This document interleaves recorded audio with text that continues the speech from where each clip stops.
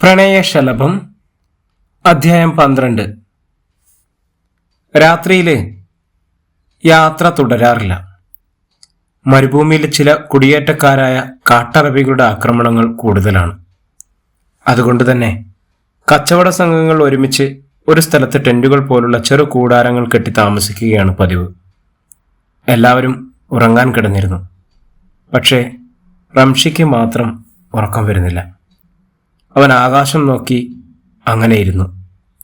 നാട്ടിൽ നിന്നും ആകാശത്തേക്ക് നോക്കുമ്പോഴും ഇതേ കാഴ്ചയാണ്. വേട്ടക്കാരനും തേളും ചൂളം വിളിച്ചെത്തുന്ന ഒരു കൽക്കരി തീവണ്ടി പോലെ അങ്ങനെ കടന്നു പോകുന്നത് പോലെ വേറെ ആഴ്ന്നിറങ്ങിയതുകൊണ്ടാവാം, ഹൃദയത്തിൽ നിന്നായതുകൊണ്ടാവാം പിഴുതു മാറ്റാൻ അസാധ്യമാവുന്നത്. ഇത്രയേറെ മറവി വാദിച്ചിട്ടും റംഷിയുടെ ഓർമ്മകളിൽ സീനത്തിപ്പോഴും മധുരം നിറച്ച് തനിക്ക് വേണ്ടി കാത്തിരിക്കുന്ന പ്രണയിനിയാണ്. അവള് മാത്രമേ അവനിൽ ഇപ്പോൾ ജീവനോടെയുള്ളൂ എന്ന് വേണമെങ്കിൽ പറയേണ്ടി വരും. എൻ്റെ രക്തത്തിൽ പടർന്നോളൂ പ്രണയമേ, ഞാൻ നിന്നെ അത്രമേൽ പ്രണയിക്കുന്നുണ്ട്. അവൻ ആകാശത്തിലെ നക്ഷത്രങ്ങളെ നോക്കി വിളിച്ചു പറഞ്ഞു, എനിക്ക് നിന്നെ പ്രണയിക്കണം, നിന്നെ കല്യാണം കഴിക്കണം, നിന്റെ കുഞ്ഞുങ്ങളെ പ്രസവിക്കണം, നിന്നോടൊപ്പം ജീവിക്കണം, നിന്നോടൊപ്പം പ്രായമായി നിന്നേക്കാൾ ഒരു ദിവസം മുന്നേ എനിക്ക് മരിക്കണം. എന്നാൽ നീയില്ലാത്ത ഒരു ദിവസം പോലും ഉണ്ടാവില്ലല്ലോ. ഇടയ്ക്ക് സീനത്ത് റംഷിയുടെ ചെവിയിൽ മന്ത്രിക്കും. റംഷി ഇക്കിളിയോടെ ചെവിയൊന്നുളക്കി. എന്തോ ഒരു വണ്ട് വല്ലാതെ മൂളി ചെവിക്ക് ചുറ്റും വട്ടം പറക്കുന്നത് പോലെ. അവൻ ദൂരേക്ക് നോക്കി. കൂടാരത്തിന് പുറത്ത് ചെന്നായ്ക്കളെ പോലെ ഒരു കൂട്ടം മൃഗങ്ങൾ അവർ കൂടാരം ആക്രമിക്കുവാൻ തുനിയുകയാണെന്ന് റംഷിക്ക് മനസ്സിലായി. അവൻ ചാടി എഴുന്നേറ്റു. കയ്യിലുണ്ടായിരുന്ന ഊന്നുവടികൾ കൊണ്ട് അവൻ ആഞ്ഞു വീശി. അവന്റെ ഒച്ചയും ബഹളവും കേട്ട് എല്ലാവരും ഉണർന്നിരുന്നു.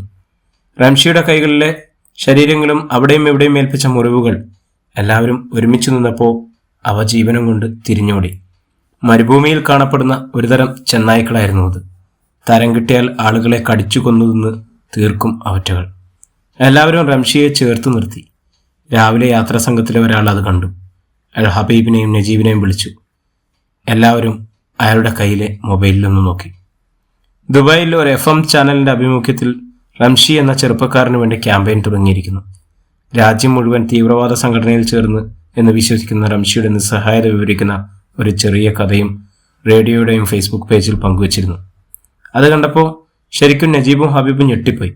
റംഷിക്ക് വേണ്ടി FM ചാനൽ നടത്തുന്ന മരുഭൂമിയിലൂടെയുള്ള തിരച്ചിലും ഊർജിതമായിരുന്നു. ദൂരെ ഒരു കൂട്ടം പക്ഷികൾ എന്തിനെയോ വലം വെച്ച് പറക്കുന്നത് കാണാമായിരുന്നു. ചാനലിന്റെ വണ്ടി അങ്ങോട്ട് നീങ്ങി. വണ്ടി അടുത്തെത്തിയപ്പോൾ പക്ഷികൾ കുറച്ച് അകലേക്ക് മാറി നിന്നുവെങ്കിലും തങ്ങളുടെ സാമ്രാജ്യത്തിൽ അതിക്രമിച്ചു കയറിയ ശത്രുവിനെ അവർ ആക്രമിക്കാൻ തയ്യാറായിരുന്നു. ഒരു ജഡത്തിനു ചുറ്റും കഴുകന്മാർ. അത് റംഷിയാവല്ലേ എന്നവർ ആത്മാർത്ഥമായി പ്രാർത്ഥിച്ചു. റംഷിക്കുള്ള തിരച്ചിലിൽ ഒരു മൃതശരീരത്തിനരികിലാണ് എത്തിയത്. ചുറ്റും കഴുകന്മാരാൽ വളയപ്പെട്ട ആ മൃതശരീരം ആരുടേതാവും എന്ന ചോദ്യം പ്രേക്ഷകരെ മുൾമുനയിൽ നിർത്തി. ആ ശരീരത്തിനോട് അടുക്കുന്നതിനനുസരിച്ച് ജീർണിച്ചു തുടങ്ങിയ ശവഗന്ധം അവരെ വല്ലാതെ അസ്വസ്ഥരാക്കി. അവർ അയാളുടെ മുഖം കാണത്തക്ക രീതിയിൽ മലർത്തിക്കിടത്തി. നരകേറി തുടങ്ങിയ ഒരു മധ്യവയസ്സൻ. അയാളുടെ ഷർട്ടിന്റെ പോക്കറ്റിൽ നിന്നും പുറത്തേക്ക് ചാടാൻ കണക്കായി ഒരു വെള്ളക്കടലാസ്. അവർ വൃത്തിയായി മടക്കിയ ആ പേപ്പർ തുറന്ന് അതിലെ എഴുത്തുകൾ വായിക്കുമ്പോൾ അവരുടെ കണ്ണുകൾ നിറയാതിരിക്കാൻ അവർ പരമാവധി ശ്രമിച്ചു. പ്രിയ സുഹൃത്തെ, ആർക്കെങ്കിലും ഈ എഴുത്ത് കിട്ടും എന്നെനിക്ക് ഒരു ഉറപ്പും ഇല്ലെങ്കിലും എൻ്റെ ഒരു ആശ്വാസത്തിന് വേണ്ടിയാണ് ഞാൻ ഈ കുറിപ്പ് എഴുതുന്നത്. എനിക്ക് പ്രിയപ്പെട്ടവനായ ഒരു ചങ്ങാതി ഉണ്ടായിരുന്നു, റംഷി. അവനും ഞാനും ചതിയിൽപ്പെട്ട് മരുഭൂമിയിൽ എത്തിയവരാണ്. കൊല്ലുമെന്ന് ഭീഷണി മുഴക്കിയിട്ടും എത്രയൊക്കെ പ്രലോഭിപ്പിച്ചിട്ടും ഭാരത് മാതാ കീ ജയ് എന്നല്ലാതെ അവനെക്കൊണ്ട് വേറൊന്നും പറയിപ്പിക്കാൻ ആ ഭീകരന്മാർക്ക് കഴിഞ്ഞിട്ടില്ല. വിമാനത്തിൽ ബോംബ് വെക്കാനും നമ്മുടെ രാജ്യത്തിന്റെ സ്വാതന്ത്ര്യത്തിനും സമാധാനത്തിനും മുകളിൽ അശാന്തിയുടെ വിത്ത് വിതയ്ക്കാനും ഈ പിശാചുക്കളുടെ തീരുമാനങ്ങൾ ഞങ്ങളുടെ കൈകൊണ്ട് നടപ്പിലാകില്ല എന്ന് ഞങ്ങൾ തീരുമാനിച്ചിട്ടുണ്ട്. ഒരു ഭ്രാന്തനെ പോലെയായ റംഷിയെ രക്ഷപ്പെടുത്തപ്പോൾ അവന്റെ കാര്യം എന്താവും എന്ന പേടിയായിരുന്നു എനിക്ക് എൻ്റെ കുടുംബത്തിന്റെ കാര്യം ഓർക്കുമ്പോൾ പേടിയുണ്ട്. എന്നാലും എൻ്റെ പടച്ചോൻ പറഞ്ഞ മതസ്നേഹം ഇതല്ല. പടച്ചോൻ പറഞ്ഞത് എന്താണ് എങ്കിലും സ്വീകരിക്കുവാൻ ഞാൻ തയ്യാറാണ് എന്ന് വിശ്വസ്തയോടെ കബീറിന്റെ കുറിപ്പ് FMന്റെ റംഷിയെ അന്വേഷിക്കുന്ന ആളുകൾക്ക് ആശ്വാസവും അതുപോലെ ഭയവുമാണ് നൽകിയത്. ആളുകൾ റംഷിക്ക് വേണ്ടി പ്രാർത്ഥനയും അവന് വേണ്ടി അന്വേഷണങ്ങളും തുടങ്ങിയിരിക്കുന്നു. അവരുടെ കുടുംബങ്ങളിൽ നിന്നുമുള്ള ഒരു സഹോദരനെ പോലെ. അധ്യായം 26. വീടിന് മുറ്റത്ത് ഒരു ചെറിയ ടെമ്പോ വന്നു നിന്നപ്പോൾ റംഷിയുടെ ഉപ്പയും ഉമ്മയും കൗതുകത്തോടെ നോക്കി. അതിൽ നിന്നും ഇറങ്ങിയ ആളുകൾ ടെമ്പോയിലെ സാധനങ്ങൾ ഇറക്കി തുടങ്ങി. അരിയും പഞ്ചസാരയും, അങ്ങനെ ഒട്ടനവധി സാധനങ്ങൾ. നിങ്ങളൊക്കെ ആരാണ്? എന്താണ് ഇതൊക്കെ? ഉപ്പ, നിങ്ങളുടെ മകന് വേണ്ടിയാണ് ഇതൊക്കെ. ഞങ്ങൾ പ്രവാസി സംഘടനയിൽ നിന്നാണ്. നിങ്ങളുടെ മകൻ തീവ്രവാദിയോ രാജ്യദ്രോഹിയോ ഒന്നുമല്ല. അവനെ ഞങ്ങൾ എല്ലാവരും തിരയുന്നുണ്ട്. ഒരു റേഡിയോ ചാനലും അവനെ ഇഷ്ടപ്പെടുന്ന ഒരുപാട് ആളുകളും നിരപരാധിയായ അവന് വേണ്ടിയുള്ള തിരച്ചിലാണ്. നിങ്ങളൊന്ന് വിഷമിക്കാതിരിക്കും. അയാളുടെ കണ്ണുകളെ അയാൾക്ക് വിശ്വസിക്കാനായില്ല. അയാൾ ഭാര്യയെ നോക്കി. എടി, താൻ കണ്ടോ? നമ്മളെ മോനെ ആളുകൾ ഇഷ്ടപ്പെടുന്നു എന്ന്. സാറേ, ഓനെ ഒരുപാട് സ്നേഹിച്ച ഒരു പെണ്ണുണ്ട്. അവന് ദുബായിൽ ജയിലിൽ കഴിയുന്ന അവളുടെ സ്ഥിതി എന്താ? അവളെക്കുറിച്ച് എന്തെങ്കിലും അറിയോ? ഉപ്പ, നിങ്ങളുടെ മകനെ പോലെ മാത്രമേ ഞങ്ങളെയും കരുതാവൂ. അവളുടെ കാര്യങ്ങളും ഞങ്ങൾ നോക്കുന്നുണ്ട്. റംഷിയെ കിട്ടിയാൽ ഉടനെ ഞങ്ങളവരെ നാട്ടിലെത്തിക്കും. അവിടെ നിന്നും യാത്ര പറഞ്ഞിറങ്ങുമ്പോൾ കബീർക്കയുടെ കുറിപ്പ് റേഡിയോ ചാനൽ പ്രസിദ്ധീകരിച്ചിരുന്നു. അതും വൈറലായി തുടങ്ങിയിട്ടുണ്ട്. റംഷിയെ തീവ്രവാദി എന്ന് വിളിച്ചവർക്ക് മുഖമടച്ചുള്ള അടിയായിരുന്നത്. ഒടുവിൽ പള്ളി ഏർപ്പെടുത്തിയ വിലക്ക് റംഷിയുടെ കുടുംബത്തിൽ നിന്നും മാറ്റുന്നു. അതും ആ കുടുംബത്തിന് ഏറെ ആശ്വാസമായി. വഴികളിലൂടെയുള്ള നടത്തങ്ങളിൽ ഇപ്പോൾ ആരും കൂകി വിളിക്കാറില്ല. പകരം എല്ലാവരും സ്നേഹത്തോടെ വിശേഷങ്ങൾ തിരക്കി തുടങ്ങിയിരിക്കുന്നു. നജീബും ഹബീബും റേഡിയോ ചാനലിന്റെ നമ്പറിൽ വിളിച്ചു. ജാക്കിയെ തന്നെയാണ് ഭാഗ്യത്തിന് കിട്ടിയത്. ഒറ്റ ശ്വാസത്തിൽ കാര്യങ്ങളെല്ലാം പറഞ്ഞു തീർത്തു. ബാഗ്ദാദിലായിരുന്നു അവർക്ക്. ചാനൽ പ്രോഗ്രാം തുടങ്ങുന്ന സമയത്ത് അവിടേക്ക് കിട്ടുന്നുണ്ടായിരുന്നില്ല. ഒടുവിൽ ഹബീബിന്റെയും നജീബിന്റെയും വിവരങ്ങൾ ഉൾപ്പെടുത്തി റംഷിയെ കണ്ടുകിട്ടി എന്ന വാർത്ത പുറത്തേക്ക് വന്നു തുടങ്ങി. മാനസിക നില തെറ്റിയ റംഷിയെ സ്വീകരിക്കാൻ FM ചാനൽ തയ്യാറായി നിന്നു. മരുഭൂമിയിൽ നിന്നും കിട്ടിയ കബീർക്കയുടെ മൃതദേഹം എംബാം ചെയ്ത് നാട്ടിലേക്കുള്ള യാത്രയിലാണ്. അധ്യായം 27. വലിയൊരു മണിശബ്ദം കേട്ടപ്പോൾ ജയിലിന്റെ ഇടനാഴിയിലൂടെ ആരോ നടന്നു വരുന്ന ശബ്ദം കേൾക്കാം. മുറിയിൽ സഹതടവുകാരിയായിരുന്ന അവൾ എഴുന്നേറ്റിരുന്നു. കരഞ്ഞു വീർത്ത കണ്ണുകളിൽ നിന്നും അവർ ഇന്നലെ ഒരു പോളെ കണ്ണടച്ചില്ല എന്ന് മനസ്സിലായി. ചേച്ചി ഉറങ്ങിയില്ലേ? ഇല്ല മോളെ, ഇന്നെന്റെ അവസാന ദിവസമല്ലേ. ഇനി മുഴുവൻ ഉറക്കമല്ലേ. സീനത്തിനെ അവരെ ആശ്വസിപ്പിക്കുവാൻ വാക്കുകളില്ലായിരുന്നു. കാൽപെരുമാറ്റം അടുത്തു വന്നുകൊണ്ടിരിക്കുന്നു. അവൾ ദയനീയതയോടെ സീനത്തിനെ നോക്കി. ജയിലിലെ കാലൊച്ച അടുത്തു വരുന്നതിനനുസരിച്ച് സീനത്തിന്റെ നെഞ്ചിടിപ്പ് കൂടുന്നു. ജീവിതത്തിൽ ഒരുപാട് ദുരിതങ്ങൾ ഒരുമിച്ച് കാണുക അവൾക്ക് സഹിക്കാൻ കഴിയുന്നതിലും അപ്പുറത്തായിരുന്നു. ഒരു രാത്രിയിലെ ഏതാനും മണിക്കൂറുകൾ മാത്രം പരിചയമുള്ള സജിഷ എന്ന ചേച്ചി ഹൃദയത്തിൽ താമസമാക്കിയിരുന്നു. അവരുടെ കുഞ്ഞുങ്ങൾ അവർ അനാഥരാണ് എന്നോർത്തപ്പോൾ ഉള്ളുവല്ലാത്ത നീറ്റൽ. ജോജിച്ചായനോ അല്ലെങ്കിൽ വേറെ ആരോടെങ്കിലോ അവരുടെ അവസ്ഥയെക്കുറിച്ചൊന്നും പങ്കുവയ്ക്കാൻ പോലും കഴിയുന്നില്ല. സജിഷ പതിയെ എഴുന്നേറ്റ് സീനത്തിന്റെ അരികിലായി വന്നിരുന്നു. എന്റെ സമയം തീർന്നു മോളെ. തൂക്കുമരത്തിലേക്ക് എന്നെയും കൊണ്ടുപോകാൻ അവർ ഇപ്പോഴെത്തും. വ്യഭിചാരണയും കൊലപാതകയും ഒക്കെയായി എന്റെ ശവശരീരം ഒന്ന് ഏറ്റുവാങ്ങാൻ പോലും ആരും ഉണ്ടാവില്ല. പാവം എന്റെ മക്കള്. ഇവിടെ മരുഭൂമിയിൽ സുഖിച്ചു ജീവിക്കുന്ന അവരുടെ അമ്മയെ അവർ പുച്ഛത്തോടെ ഓർക്കും. മോളെ, എനിക്കൊരു ഉപകാരം ചെയ്യണം. എൻ്റെ മക്കളെ ഒരിക്കലെങ്കിലും പറ്റുമെങ്കിലും ഒന്ന് കാണണം. അവരുടെ കയ്യിൽ ഒരു വള ഊരി സീനത്തിന്റെ കയ്യിൽ കൊടുത്തു. ഇത് മാത്രമേ എൻ്റെ കയ്യിലുള്ളൂ, എൻ്റെ മക്കൾക്കായി.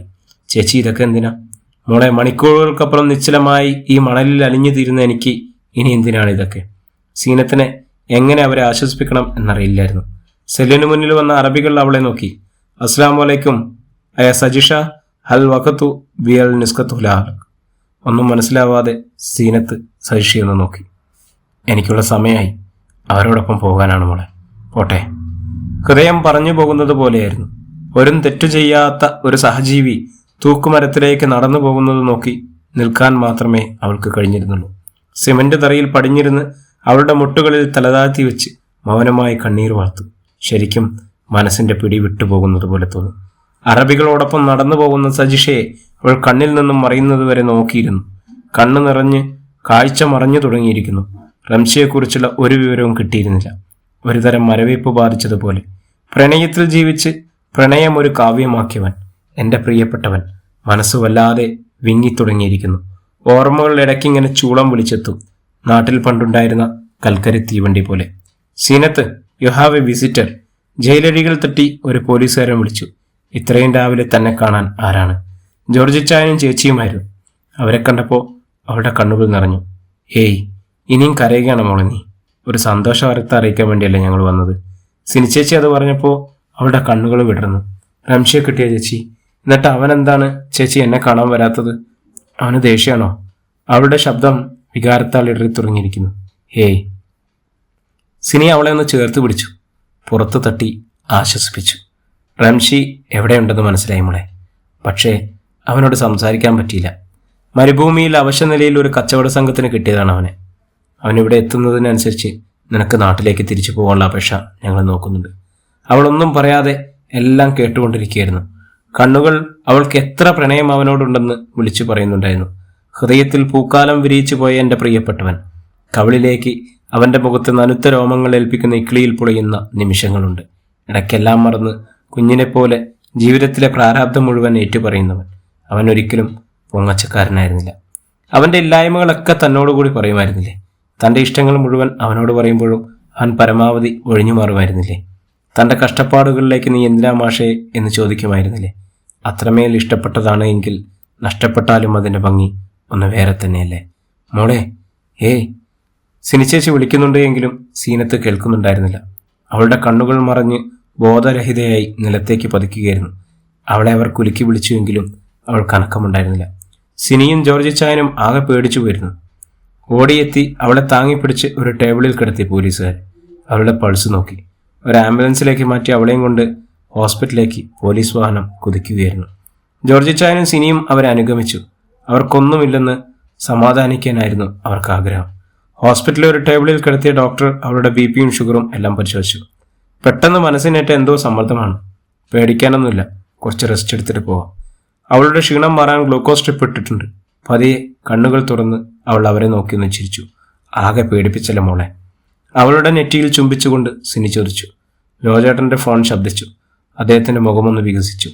ഫോൺ എടുത്ത ചെവിയിൽ വെച്ചപ്പോൾ മുഖമൊന്ന് ചുളിഞ്ഞു. ആ മുഖത്ത് നിരാശ നിറയുന്നത് പോലെ. എന്താണ് ചായ? സിനിയുടെ ചോദ്യങ്ങൾ അയാൾ കേൾക്കുന്നുണ്ടായിരുന്നില്ല. ജോർജ് ചായൻ്റെ മുഖത്തെ ഭാവവ്യത്യാസങ്ങൾ കണ്ട് സിനിയും സീനത്തും പേടിച്ചു തുടങ്ങിയിരിക്കുന്നു. എന്താണ് ചായ?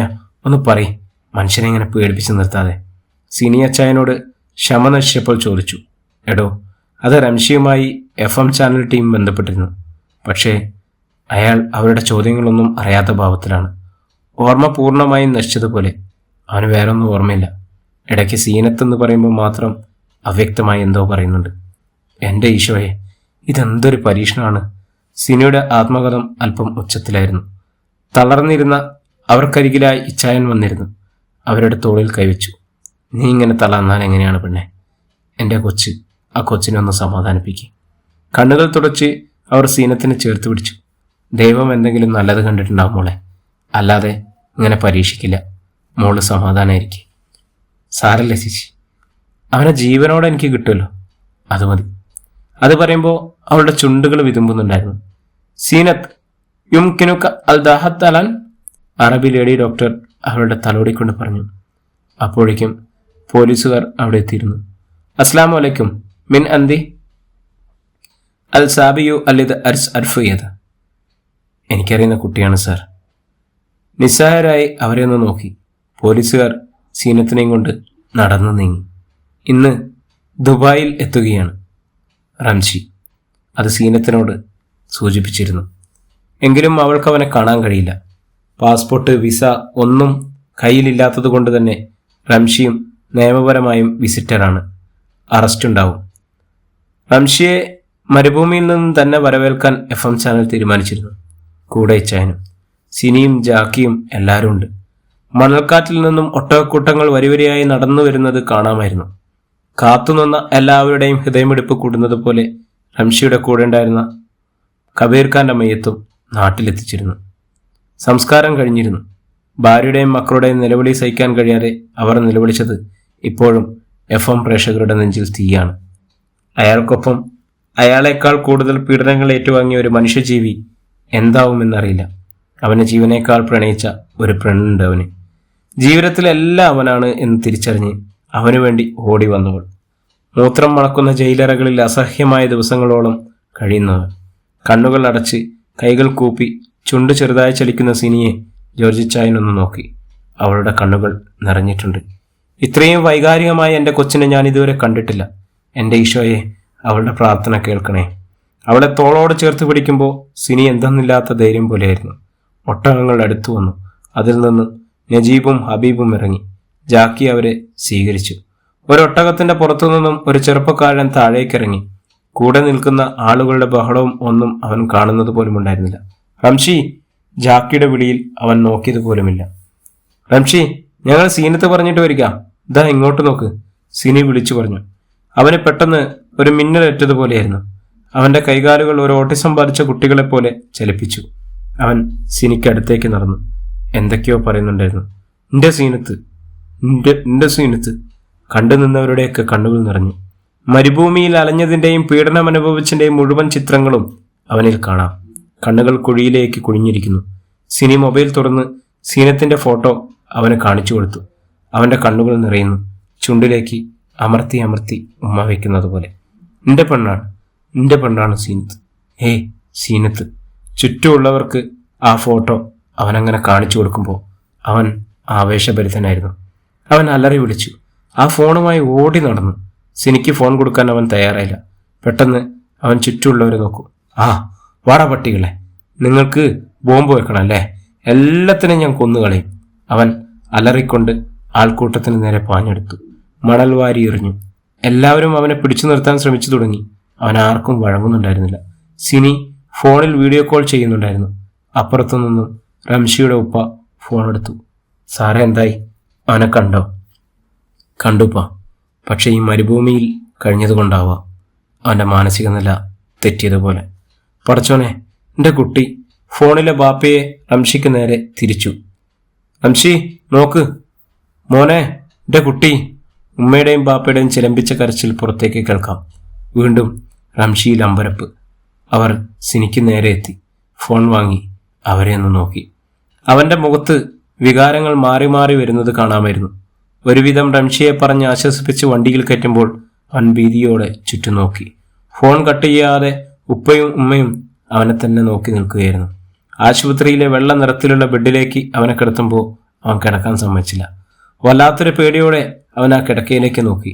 ചുറ്റും കൂടി നിന്ന ആളുകളെ നോക്കി. തൊട്ടരികിലേക്ക് എത്തുന്ന ആളുകളെ അവൻ കൈവീശി ഓടിച്ചു. ജോർജേട്ടൻ പറഞ്ഞതിനനുസരിച്ച് ഒരു മലയാളി ഡോക്ടർ അവൻ അരികിലേക്ക് എത്തി. കൈവീശി അയാളെ അകറ്റാൻ ശ്രമിച്ചുവെങ്കിലും അയാളത് വകവയ്ക്കാതെ അവൻ്റെ അരികിലെത്തി കണ്ണുകളിലേക്ക് നോക്കി.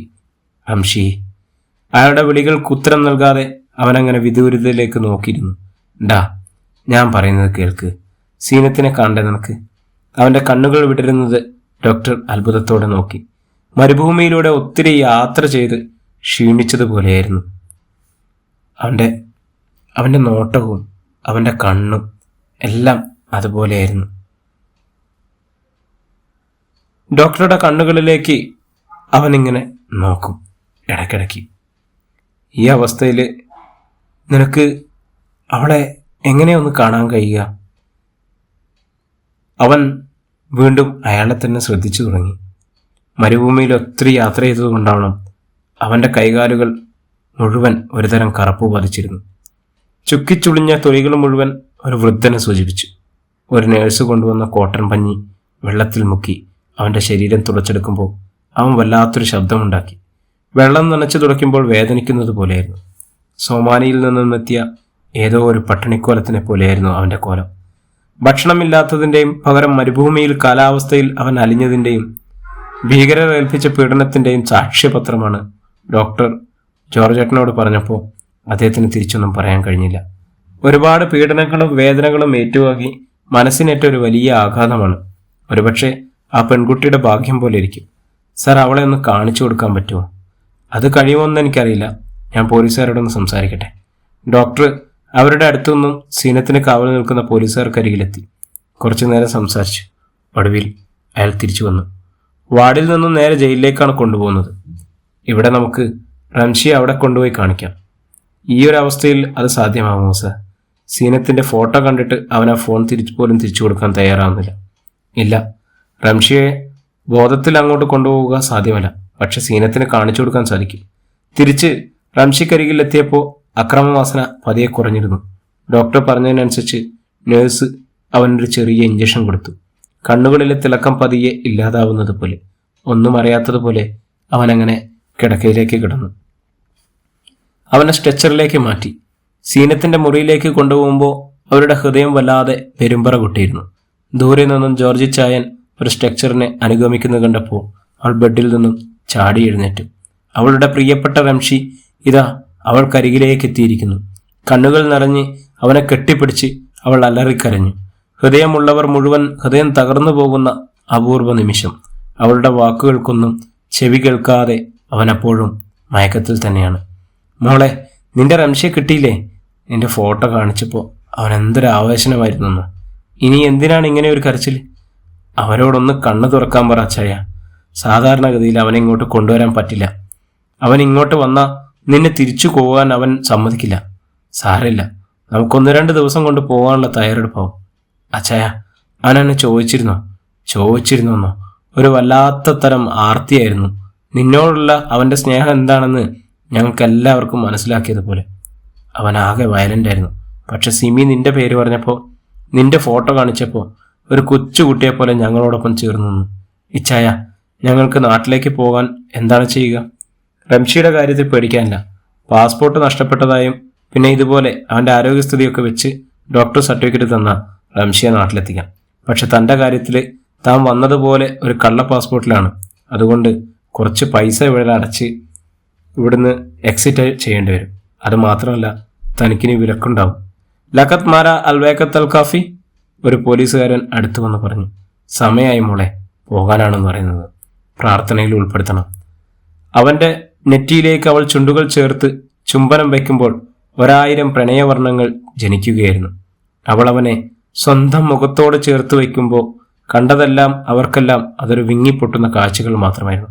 റംഷി, ഒന്ന് കണ്ണു തുറക്കടാ, ഞാനാ എന്നവൻ്റെ ചെവിയിൽ അവൾ മന്ത്രിക്കുമ്പോൾ അവൻ്റെ പുരികം ഒന്ന് ചെറുതായി ഇളകിയോ. മിഴികൾ പതിയെ തുറക്കുന്നുണ്ടോ? കണ്ണുകൾ അബോധാവസ്ഥയിലും അവൾക്ക് വേണ്ടി തുറക്കാൻ ശ്രമിക്കുകയായിരുന്നു. ഏറ്റവും ദുരിതത്തിൽ നിൽക്കുമ്പോഴും തൻ്റെ പ്രിയപ്പെട്ടവളുടെ ശബ്ദം അവന് തിരിച്ചറിയാൻ കഴിയുന്നുണ്ട്. അവൻ്റെ ശരീരം ഒന്ന് വിറച്ചു തുടങ്ങി. ഒരു അപസ്മാര രോഗിയെപ്പോലെ അവൻ്റെ കൈകാലുകൾ വല്ലാതെ അനക്കി തുടങ്ങി. അവൻ്റെ വായിൽ നിന്നും മൂക്കിൽ നിന്നും ചോരയും നുരയും പതയും പുറത്തേക്ക് വന്നു തുടങ്ങി. എന്താണ് സംഭവിക്കുന്നത് എന്നറിയാതെ സീനത്ത് അലറിക്കരഞ്ഞു. റംഷിയുടെ ശരീരത്തിൽ സംഭവിക്കുന്ന ഈ മാറ്റങ്ങൾ ഡോക്ടറെ വല്ലാതെ അത്ഭുതപ്പെടുത്തി. അദ്ദേഹം പെട്ടെന്ന് തന്നെ റംഷിയെ മറ്റൊരു മുറിയിലേക്ക് മാറ്റി. സീനത്തിന് അതൊരു വല്ലാത്ത വേദനയായിരുന്നു. ജീവിതത്തിൽ ഒരിക്കൽ പോലും റംഷിയിൽ അങ്ങനെയൊന്നും കണ്ടിട്ടില്ല. താൻ മുമ്പ് കണ്ട റംഷിയുമായി യാതൊരു ബന്ധവും അവനുണ്ടായിരുന്നില്ല. പക്ഷേ റംഷി എന്ന് വിളിക്കുമ്പോൾ അബോധാവസ്ഥയിൽ ഒരുപാട് പീഡനങ്ങൾക്കൊടുവിലും വിളി കേൾക്കാൻ അവൻ്റെ ബോധമനസ്സിലെവിടെയോ ഞാനുണ്ട്. അവൻ്റെ സീനത്ത്. സിനി അവളുടെ തോളിൽ ഒന്ന് അമർത്തി അവളെ ചേർത്ത് പിടിച്ചു. സാരല്ല മോളെ, അവൻ ശരിയായും വരും, വിഷമിക്കാതെ. ജോർജ് ചായൻ ഒരു ഫോണുമായി അങ്ങോട്ട് കടന്നു വന്നു. മോളെ, നിനക്കാണ് ഫോൺ, ബാപ്പയും ഉമ്മയും. അവൾ ഫോണ് ചെവിയോട് ചേർക്കുമ്പോൾ ഉമ്മയുടെ ചിലമ്പിച്ച ശബ്ദം കേൾക്കാം. മോളെ, നിനക്ക് സുഖമാണോ? നീ ഓനെ കണ്ടോ? എന്തു പറയണമെന്നറിയാതെ ഷംന ഉമ്മയുടെ ചോദ്യത്തിൽ അവൾ നിശബ്ദയായി. നാവു ചങ്ങലകൾ കൊണ്ട് ബന്ധിതമായതുപോലെ. ഒരു കുത്തൊഴുക്ക് പോലെ ഉപ്പയുടെ ശബ്ദവും കേൾക്കാം. ഹൃദയത്തിന്റെ തീരത്തിലൂടെ സ്നേഹത്തിന്റെ നിലയ്ക്കാത്ത പ്രവാഹം. അതുവരെ പിടിച്ചുവെച്ച സങ്കടങ്ങളൊക്കെയും ഒരുമിച്ച് പൊട്ടിത്തെറിച്ചതുപോലെയായിരുന്നു സീനത്തിന്. അവളുടെ വിങ്ങിപ്പൊട്ടിയുള്ള കരച്ചിൽ ആ മാതാപിതാക്കളെ വല്ലാതെ വേദനിപ്പിച്ചു. എന്തിനാണോ കരയുന്നത്? കരയല്ല മോളെ, അവനെ ഏത് ആശുപത്രി വേണമെങ്കിൽ നമുക്ക് കാണിക്കാം, എത്ര പൈസ വേണമെങ്കിൽ ചിലവാക്കാം. വേഗം നിങ്ങളിങ്ങോട്ട് എത്താൻ നോക്ക്. ഷുക്കൂർ മകളെ ആശ്വസിപ്പിക്കുമ്പോൾ ഒരു മഴ പെയ്തു തോർന്നത് പോലെയായിരുന്നു. തിരിച്ച് ജോർജ് ചായം ഫോൺ വാങ്ങി നടന്നകന്നുപോയി. തിരിച്ച് ജയിലിലെത്തിയ സീനത്തിന് ഉറപ്പുകൾ നനയ്ക്കാതെ പെയ്യുന്ന പുതുമഴ പോലെയായിരുന്നു. ഇത്രയും ദുരിതങ്ങൾ, കഷ്ടപ്പാടുകൾ, ഹൃദയം നുറങ്ങിപ്പോകുന്ന വേദനകൾ. അതിനിടയിലും അവൻ അങ്ങനെ തന്നെ മാത്രം ഓർത്തു വയ്ക്കുന്നു. മരുഭൂമിയിൽ ആരുമില്ലാതെ അലഞ്ഞു തിരിയുന്ന സമയങ്ങളിൽ അവൻ എന്തെങ്കിലും തന്നെ ഓർത്തു കാണുമോ? പാറയപ്പള്ളിയിൽ ഉപ്പാപ്പ, അവൻ്റെ അസുഖങ്ങളെല്ലാം ഭേദമായാൽ അവനെയും കൊണ്ട് ഞാനൊരിക്കൽ ഇവിടെ വരും. അവനെക്കൊണ്ട് വെള്ളം മുടിക്കും. അവൻ്റെ നെഞ്ചോട് ചേർന്ന് കിടക്കുമ്പോഴൊക്കെ എത്രയോ തവണ പറഞ്ഞിരിക്കുന്നു, നിന്നെ ആർക്കും വിട്ടുകൊടുക്കില്ല എന്ന്, നിന്നെ പിരിയില്ല എന്ന്. എത്ര തവണ അവൻ വാക്ക് തന്നിരിക്കുന്നു. എന്നെ അവനും അങ്ങനെ പിരിയാനും ഒറ്റയ്ക്കാക്കാനും കഴിയുമോ? കാത്തുനിൽപ്പിൻ്റെ സുഖം എനിക്കറിയാം, ഒരുപക്ഷെ എനിക്ക് മാത്രമേ അറിയൂ എന്ന് എത്ര തവണ ഞാൻ അവനുമായി പിണങ്ങിയിരിക്കുന്നു. അപ്പോഴൊക്കെ വേറെ ആരും കാണാതെ തന്നെ ചേർത്ത് പിടിക്കും. കഴുത്തിലൂടെ അവൻ്റെ ചുണ്ടുകൾ അങ്ങനെ ഇഴഞ്ഞു നടക്കും. എന്നിട്ട് മൂക്കിനോട് ചേർത്ത് എൻ്റെ കണ്ണുകളിലേക്ക് നോക്കും. നിശ്വാസവും അവൻ്റെ ഗന്ധവും കൂടി കലർന്ന ഒരുതരം ഉന്മാദം. അപ്പോഴൊക്കെ ഞാൻ അവനെ ഒന്ന് മുറുക്കെ പുണരും. ഒരുതരം മിക്കിളിയാണ് അവനരികെ വരുമ്പോൾ. മാത്രമല്ല, എന്തോ ഒരു സുഖം. ആ ഇക്കിളിക്ക് വേണ്ടി മാത്രം ഞാൻ അവനെ ഭ്രാന്ത് പിടിപ്പിക്കും. ഒരു ലഹരിയുമില്ലാതെ ഞാൻ അവൻ്റെ പ്രണയത്തിനെക്കുറിച്ച് പറയണമെങ്കിൽ നിങ്ങളൊന്ന് ഓർത്തു നോക്കൂ. അവനും എനിക്കും ഇടയിലുള്ള പ്രണയം എത്ര ലഹരിയുള്ളതായിരുന്നുവെന്ന്. ഓരോ നോവുകൾക്ക് ശേഷം മനോഹരമായ നിമിഷങ്ങളുണ്ടാവും. ജീവിതത്തിൽ നമുക്ക് മാത്രമായി ഒരാളെ കിട്ടുക എന്നത് എത്ര ഭാഗ്യമാണല്ലേ. ഞാനില്ലേ കൂടെ എന്ന് പറയുന്ന ഒരാൾ, ഓർമ്മകൾ കവർന്നെടുത്ത ചിന്തകൾ. ഉറക്കത്തിലേക്ക് വഴുതി വീണ് സീനത്ത്. അല്ലെങ്കിലും അവൻ്റെ ഓർമ്മകളും ചിന്തകളും അവൾക്ക് അങ്ങനെ തന്നെയാണ്. വല്ലാത്തൊരു കുളിരാണ്. അധ്യായം 27. റംഷി കണ്ണുകൾ തുറന്ന് അത്ഭുതത്തോടെ ചുറ്റും നോക്കി. എഴുന്നേറ്റ് ഓടുവാൻ ശ്രമിച്ച അവനെ അവർക്ക് ബലം പ്രയോഗിച്ച് വീണ്ടും കിടത്തേണ്ടി വന്നു. ഇഞ്ചക്ഷൻ നൽകി അവനെ തൽക്കാലം മയക്കി കിടത്തി. പക്ഷെ ചില സമയങ്ങളിൽ അവൻ്റെ പെരുമാറ്റങ്ങൾ വളരെ സമാധാനപരമായിരുന്നു. ഏതവസ്ഥയിലായാലും അവൻ വളരെ ശ്രദ്ധാപൂർവം ശ്രവിക്കുന്നത് സീനത്ത് എന്ന പേരാണ്. ജോർജേട്ടൻ ഡോക്ടറുടെ മുറിയിൽ എന്ത് ചെയ്യണമെന്നറിയാത്ത വിഷമത്തിലാണ്. ഡോക്ടർ, ഈ അവസ്ഥയിൽ അവൻ എങ്ങനെയാണ് യാത്ര ചെയ്യുക? നോക്കൂ ജോർജ്, അവനൊരു പക്ഷേ ഇവിടുന്ന് നാട്ടിലെത്തി അവിടുത്തെ സാഹചര്യമായി പൊരുത്തപ്പെടാൻ കഴിഞ്ഞാൽ സീനത്തുമായി ഒന്ന് ഇടപഴകിയ ചിലപ്പോൾ സാധാരണ ഒരാളായി മാറാൻ കഴിഞ്ഞേക്കും. അതുകൊണ്ട് എത്രയും പെട്ടെന്ന് അവൾക്കും അവന് നാട്ടിലെത്താനുള്ള സംവിധാനമാണ് നിങ്ങൾ ചെയ്യേണ്ടത്. ഡോക്ടറോട് യാത്ര പറഞ്ഞ് അവിടെ നിന്നും ഇറങ്ങുമ്പോൾ അയാൾ കുറച്ച് തീരുമാനങ്ങൾ എടുത്തിരുന്നു. റംഷിയുടെ ഉപ്പയും ഉമ്മയും വളരെ സന്തോഷത്തിലായിരുന്നു. റംഷി തിരിച്ചു വരുന്നു. സെല്ലിൽ തട്ടുന്ന ശബ്ദം കേട്ടാണ് സീനത്ത് ഞെട്ടി എഴുന്നേറ്റത്. പോലീസുകാരാണ്. Zeenath, you have a visit. അവളെ കാത്ത് സിനിച്ചേച്ചിയും ജോർജിച്ചായനും ഉണ്ടായിരുന്നു. അവൾക്ക് മാറ്റാനുള്ള കുറച്ച് വസ്ത്രങ്ങൾ, അവൾക്ക് നാട്ടിലേക്ക് പോകാനുള്ള പാസ് കിട്ടി. 24 മണിക്കൂർ കൊണ്ട് രാജ്യം വിടണം. ചേച്ചി, ഇച്ചായ, എൻ്റെ റംഷി. എടി പെണ്ണെ, നിന്നെ തനിച്ചു വിടാനാണെങ്കിൽ എപ്പോൾ വിടാമായിരുന്നു? അവനും കൂടെയുണ്ട്. പക്ഷെ ശ്രദ്ധിക്കണം മോളെ, അവൻ നിന്റെ പഴയ റംഷിയായി ചുരുക്കം ചില മണിക്കൂറുകൾ മാത്രമേ ഉണ്ടാവാറുള്ളൂ. ബാക്കിയുള്ള സമയങ്ങളിൽ അവൻ നന്നായി ഉപദ്രവിക്കും. അറിഞ്ഞുകൊണ്ട് ചെയ്യുന്നതല്ല. എന്നാലും ഞാനൊരു കാര്യം ചോദിക്കണ്ട മോളെ, നിനക്കവനെ വേണോ? ജീവിതത്തിൽ ഇനിയും ഒരുപാട് ബാക്കിയില്ലേ? അതുകൊണ്ട് അവനെപ്പോലെ ഒരാളെ.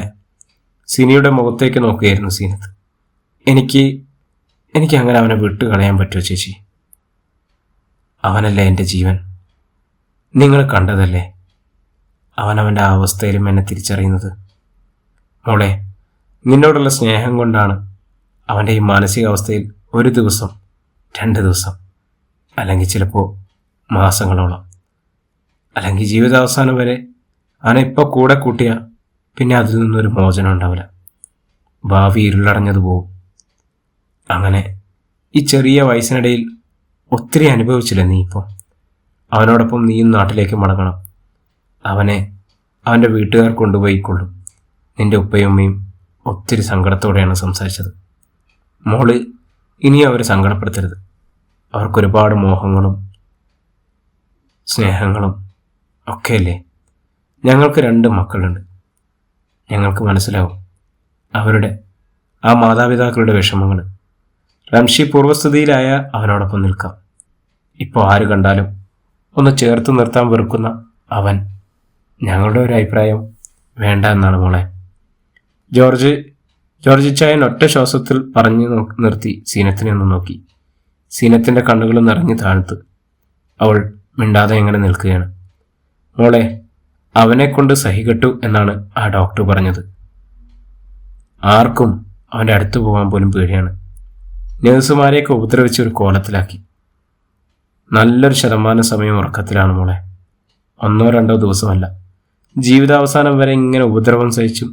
ഇനി നിങ്ങൾക്ക് എപ്പോഴെങ്കിലും ഒരു കുഞ്ഞുണ്ടായാൽ അവരുടെ സുരക്ഷ, പിന്നെ ജീവിക്കാനുള്ള വരുമാനം വേണ്ട മോളെ. ജീവിതം ഒരു ദുരിതപൂർണമാക്കണമോ വേണ്ടയോ എന്ന് മോൾക്ക് ചിന്തിക്കാം. ശരിയാണ്, അവൻ നിന്നെയും നീ അവനെ ഒരുപാട് സ്നേഹിച്ചിരുന്നു. പക്ഷേ ഇപ്പോൾ അവൻ അങ്ങനെയല്ല. മുഴുവൻ സമയം ഒരു മുറിയിൽ തലച്ചിടേണ്ട മനോരോഗിയാണ്. സിമി അവളെ ചേർത്ത് പിടിച്ച് പുറത്തു തലവടിക്കൊണ്ട് പറഞ്ഞു. അപ്പോഴേക്കും പോലീസുകാർ സീനത്തിന് രാജ്യം വിടാനുള്ള പേപ്പറുമായി എത്തിയിരുന്നു. ജോർജിനും സിമിക്കും ഒപ്പം നടന്നു നീങ്ങുമ്പോൾ തൻ്റെ വേദനകളെ ചേർത്ത് നിർത്തിയ ആ പഴയ ജയിലിലേക്ക് അവളൊന്ന് നോക്കി. അവിടെ ആ ജയിലഴികളെ പിടിച്ചു തന്നെ നോക്കുന്ന സൈഷ ചേച്ചിയെ കണ്ടു.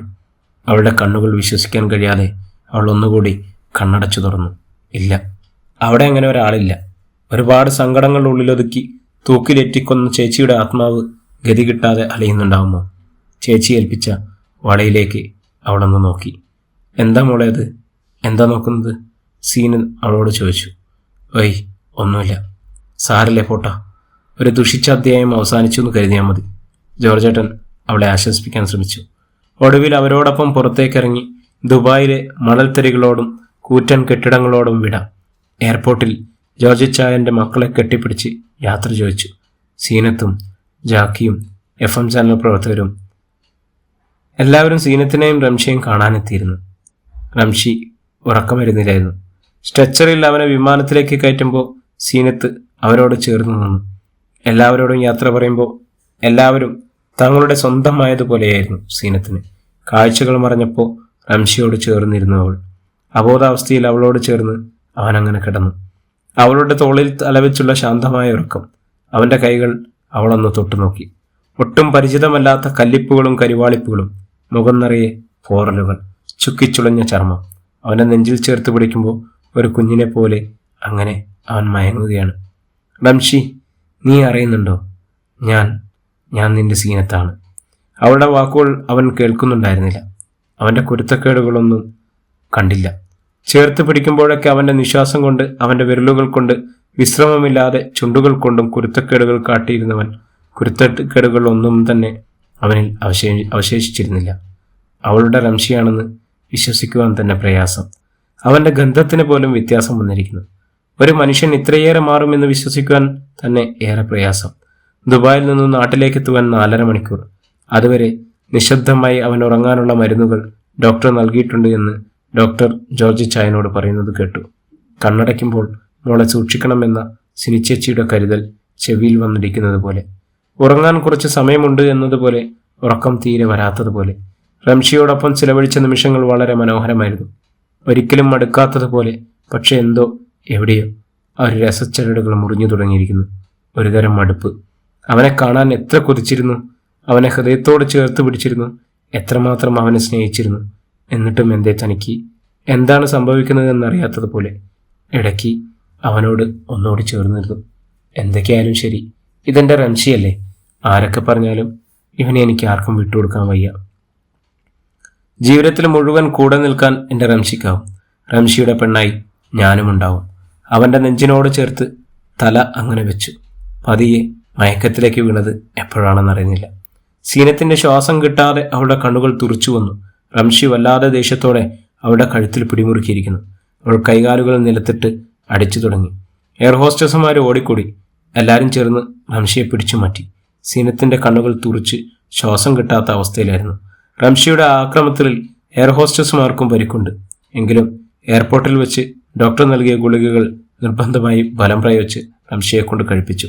പതിയെ പതിയെ അവൻ്റെ കണ്ണുകൾ അടഞ്ഞു തുടങ്ങി. സീനത്ത് അപ്പോഴും ആ വേദനയിൽ നിന്നും മോചിതയായിട്ടുണ്ടായിരുന്നില്ല. അവൾ വിശ്വാസം വരാതെ റംഷിയെ നോക്കി. അവൻ ശാന്തമായ ഉറക്കത്തിലാണ്. ഇപ്പോഴാണ് സിനിച്ചേച്ചിയും ജോർജച്ചായനും പറഞ്ഞതിൻ്റെ ഭീകരത മനസ്സിലാവുന്നത്. എയർ ഹോസ്റ്റസുമാർ വരാൻ അല്പം വൈകിയിരുന്നുവെങ്കിൽ തനിക്ക് മരണം ഉറപ്പായിരുന്നു. എന്തായാലും ഇനി ഉണരും വരെ സമാധാനമായി. നല്ലൊരു ചികിത്സ ആവശ്യമാണ്.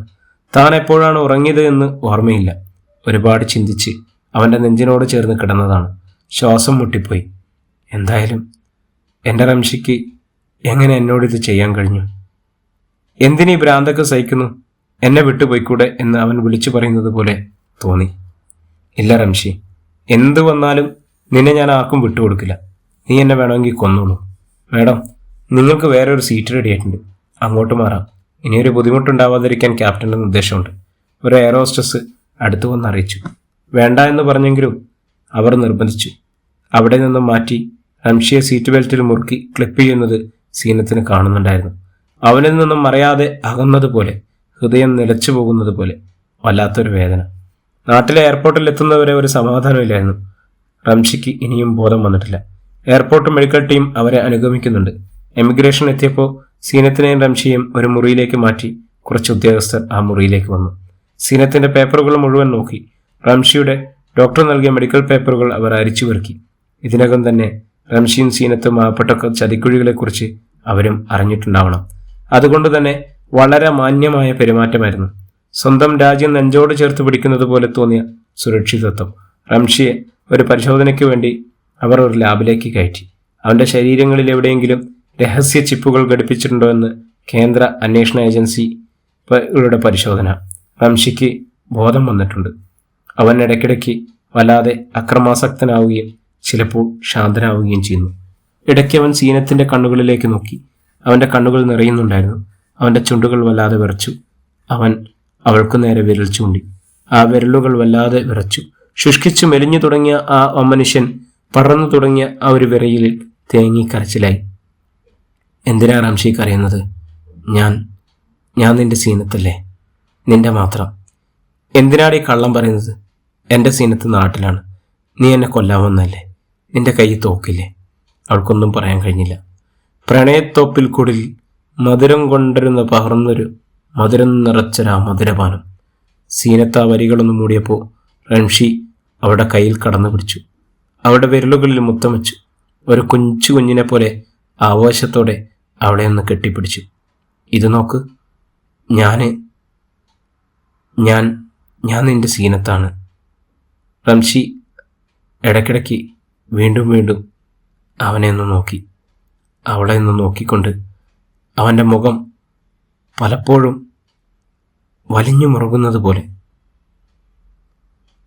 പെണ്ണേ, നീ ആരാണ്? ശരിക്കും നീ എന്നെ പറ്റിക്കുകയാണോ? അതോ എല്ലാവരും കൂടി എന്നെ കൊല്ലാൻ വേണ്ടി കൊണ്ടുപോവാണോ? അവൻ ഇടയ്ക്കിടയ്ക്ക് അവളോട് ചോദിച്ചുകൊണ്ടിരുന്നു.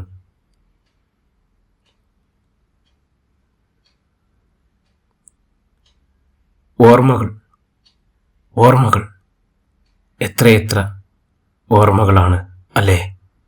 അവൻ ഇടയ്ക്കിടയ്ക്ക് അങ്ങനെ എന്തൊക്കെയോ ചോദിക്കുന്നുണ്ടായിരുന്നു. പക്ഷേ അതിനിടയിൽ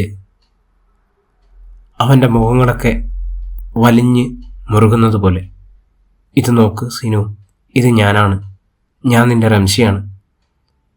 ഇത് നോക്ക്, എൻ്റെ കവള്. പിന്നെ അവൻ പതിവായി അവളെ ദേഷ്യം പിടിപ്പിക്കാൻ കാണിക്കാറുള്ള കോക്കിരി കാണിച്ചു തുടങ്ങി. അവൾക്ക് എന്തെന്നില്ലാത്ത സന്തോഷമായിരുന്നു. എന്തൊക്കെയോ കലങ്ങി മറിഞ്ഞ് അവസാനം അവൻ തന്നെ തിരിച്ചറിഞ്ഞു തുടങ്ങിയിരിക്കുന്നു. പിന്നെ റംഷി എന്തൊക്കെയോ കഥകൾ പറയാണ്. മരുഭൂമിയിൽ ആരോ അവനെ അടിച്ചു എന്നോ വെടിവെച്ച് കൊല്ലാൻ നോക്കിയെന്നോ അങ്ങനെ എന്തൊക്കെയോ കഥകൾ. അവൻ്റെ കഥകൾ കൗതുകത്തോടെ സീനത്ത് കേട്ടുകൊണ്ടിരുന്നു. ഇതിനിടയിൽ ആയുധധാരികളായ പോലീസുകാർ അകത്തേക്ക് കടന്നു വന്നു. പക്ഷേ അപ്പോഴേക്ക് റംഷിയുടെ മുഖം മാറി തുടങ്ങിയിരിക്കുന്നു. പേശികൾ വലിഞ്ഞു മുറുകി, മുടി മുഴുവൻ വലിച്ചു പറിക്കുന്നത് പോലെ. അവന് പെട്ടെന്നുണ്ടായിരുന്ന മാറ്റങ്ങൾ സംഭവിച്ചത് എന്താണ് എന്ന് പോലും അറിയാൻ കഴിയാത്തതുപോലെ. സീനത്തിനെ അവൻ എന്തൊക്കെയോ പുലമ്പിക്കൊണ്ടിരുന്നു. ചാടി എഴുന്നേറ്റ് കസേര വലിച്ചെറിഞ്ഞു. ഉദ്യോഗസ്ഥർ ഒഴിഞ്ഞു മാറിയതുകൊണ്ട് വലിയ ഒരു അപകടം ഒഴിവായി. പക്ഷേ ഗ്ലാസ് തകർന്ന് ചീളുകൾ തെറിച്ചു. സീനത്തിൻ്റെ മുഖത്തു നിന്നും രക്തം ഒഴുകുന്നുണ്ടായിരുന്നു. പിന്നെയും കുറച്ച് ഉദ്യോഗസ്ഥർ കുറച്ചു സമയം കഷ്ടപ്പെട്ടതിനു ശേഷമാണ് റംഷിയെ കീഴടക്കിയിരുന്നത്. അവൻ്റെ ആരോഗ്യത്തിനും അപ്പുറത്തേക്കുള്ള സാധനങ്ങൾ അവൻ എടുത്തുയർത്തിയതും എല്ലാവർക്കും വലിയ അതിശയമായിരുന്നു. റംഷിക്ക് മൽപ്പിടുത്തത്തിൽ അല്പം സ്വല്പം പരിക്കുകളുണ്ടായിരുന്നു. എയർപോർട്ട് ആംബുലൻസിൽ മാറ്റാനായി റംഷിയെ പുറത്തേക്ക് കൊണ്ടുവരുമ്പോൾ അവൻ്റെ കൈകാലുകൾ ബന്ധിച്ചിരുന്നു. അവനെ കണ്ട് മോനെ എന്ന് നിലവിളിക്കുന്ന ആ മാതാപിതാക്കളുടെ നിലവിളിയോ പ്രിയപ്പെട്ടവരുടെ കണ്ണുനീരോ അവൻ കാണുന്നുണ്ടായിരുന്നില്ല. സീനത്ത് ആ ആംബുലൻസിൻ്റെ അടുത്തെത്തിയപ്പോൾ ആ ഡോർ അടഞ്ഞു. റംഷിയം കൊണ്ട് ആംബുലൻസ് മുന്നോട്ട് നീങ്ങി. പെരുവഴിയിൽ തലിച്ചായവളെ പോലെ അവളങ്ങനെ നിന്നു. മോളെ, നമുക്ക് വീട്ടിലേക്ക് പോവാം. അവളുടെ ചുമലിൽ കൈവച്ചുകൊണ്ട് ഉപ്പയും ശൈലമ്മയും ചോദിച്ചു. ഉപ്പതാ അത് കണ്ടോ? റംഷി അവർ കൊണ്ടുപോയത്. അവന് വയ്യാഞ്ഞിട്ടാ. അവനെ അവർ ഉപദ്രവിക്കുമോ? അവളുടെ ശബ്ദം ഇടറിയിരുന്നു. സാരമില്ല മോളെ, അവനെ അവർ കൊണ്ടുപോട്ടെ. അവൻ്റെ അസുഖങ്ങളെല്ലാം ചികിത്സിച്ച് ഭേദമാക്കട്ടെ. ഉപ്പ അവളെ ചേർത്ത് പിടിക്കുമ്പോൾ അവളുടെ നെഞ്ചകം തുടിക്കുകയായിരുന്നു. അങ്ങനെ അവനെ വിട്ടുകളയാനായിരുന്നെങ്കിൽ ഇങ്ങനെ ചേർത്ത് പിടിക്കേണ്ടിയിരുന്നു. ഉപ്പയുടെയും ഉമ്മയുടെയും കൂടെ അവൾ മുന്നോട്ട് നടക്കുമ്പോൾ എന്ത് ചെയ്യണം, എന്ത് പറയണം എന്നറിയാതെ വേദനിച്ചു. റംഷിയുടെ ഉപ്പയും ഉമ്മയും അങ്ങനെ നിൽക്കുകയാണ്. കണ്ണുകൾ നിറച്ച് സീനത്തിന് അവരെ ഒന്ന് നോക്കുവാൻ മാത്രമേ കഴിഞ്ഞുള്ളൂ. റംഷിയെ മാനസികാരോഗ്യ കേന്ദ്രത്തിലേക്കാണ് മാറ്റിയതെന്ന് സീനത്ത് അറിഞ്ഞിരുന്നു. ഇരുട്ടു പിടിച്ച മുറിയിലേക്ക് പതിയെ പ്രകാശം കടന്നു വരുന്നു നോക്കി അവൻ അങ്ങനെ ഇരിക്കും. ഏയ് സിസ്റ്റർ, എനിക്കൊരു പേനയും പേപ്പറും തരാമോ? അവൻ ഇടയ്ക്കിടയ്ക്ക് അതിലെ പോകുന്ന സിസ്റ്ററിനോട് ചോദിക്കും. പ്രിയപ്പെട്ടവരെ, നമ്മുടെ പ്രണയശലഭം എന്ന നോവലിൻ്റെ ഈ ഒരു അധ്യായം ഇവിടെ തുടരുകയാണ്. അടുത്ത ഭാഗത്തിനായി നമ്മളെ ചാനലൊന്ന് സബ്സ്ക്രൈബ് ചെയ്യുകയും ബെല്ലൈക്കൺ അമർത്തുകയൊക്കെ ചെയ്യാം. നമ്മൾ ഏതാനും ഒരു 2-3 പാട്ടുകൾ കൊണ്ട്, ലെങ്തി ആയിട്ടുള്ള 2-3 പാട്ടുകൾ കൊണ്ട് ഈ സ്റ്റോറി നമ്മളിവിടെ അവസാനിപ്പിക്കും. നമ്മളുടെ അടുത്ത മാന്ത്രിക കഥ റെഡി ആയിട്ടുണ്ട്. അപ്പം എല്ലാവരും ഈ കഥ കേട്ടിട്ട് അതിൻ്റെ അഭിപ്രായങ്ങളൊക്കെ പറയുക. എല്ലാവർക്കും വീണ്ടും കാണുമ്പോഴേക്കും നന്ദി, നമസ്കാരം.